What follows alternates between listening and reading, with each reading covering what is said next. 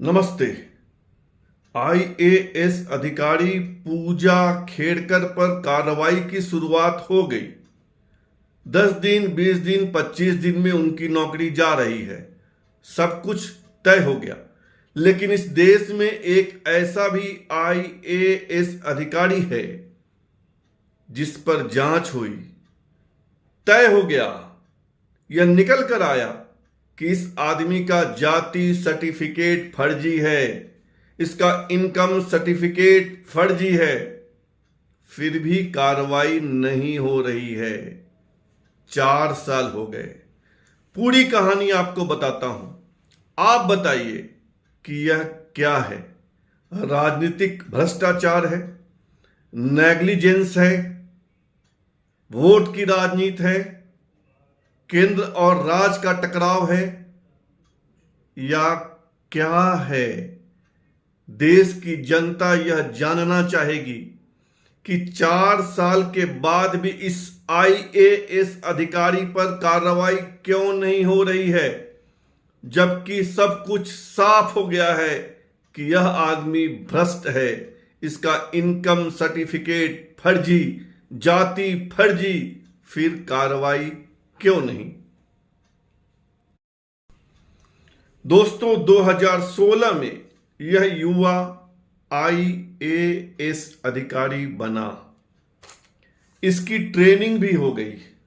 इसका all India rank था 215। इसके खिलाफ शिकायत हुई, उसकी जांच हुई, 4 साल जांच चली।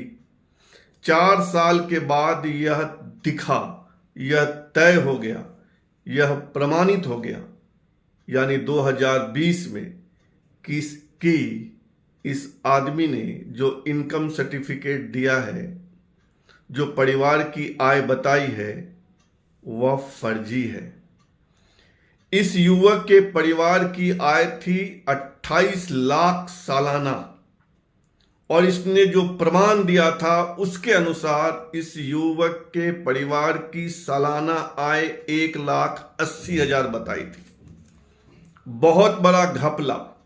और इसी घपले के कारण इसका एनसीएल सर्टिफिकेट बन गया, यानी नॉन क्रीमी लेयर सर्टिफिकेट।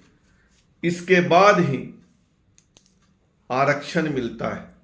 27% आरक्षण की सूची में यह युवक आ गया, और इसी कारण आईएएस हो गया, यानी इसका जो नॉन क्रीमी लेयर सर्टिफिकेट था वह फर्जी पाया गया। अभी और बताता हूं कि क्या क्या फर्जी पाया गया। 2016 से 2020 4 साल की अवधि में गहन जांच, और यह पाया गया कि जिस जाति का सर्टिफिकेट इसने जमा किया है वह उस जाति का नहीं है, यानी इसने अपनी जाति छिपाई। वह जिस जाति का है वह पिछड़ी जातियों की लिस्ट में नहीं आता है, यानी दूसरा फर्जीवाड़ा। और तीसरा फर्जीवाड़ा, ट्रेनिंग पीरियड के दौरान भी इनका कार्य असंतोषजनक रहा, अनसेटिस्फैक्टरी। 4 साल की जांच के बाद department of personal and training, DOPT, department of personal and training ने राज्य सरकार को लिखा कि इस पर कार्रवाई करो, सारी सुविधाएं वापस लो, इसने जो तनख्वाह वेतन के रूप में पैसे लिए हैं उसको रिकवर करो। लेकिन अभी 2024 है, 4 साल से मामला अटका हुआ है। राज्य की सरकार कोई कार्रवाई नहीं कर रही है। आगे बताता हूं कि वह राज्य कौन सा है और यह फर्जी आईएएस अधिकारी कौन है। DOPT, department of personal and training का लेटर मिलने के बाद राज्य की सरकार ने क्या किया? राज्य की सरकार ने एक कमेटी बना दी कि तुम उस कैंडिडेट का पक्ष सुनो।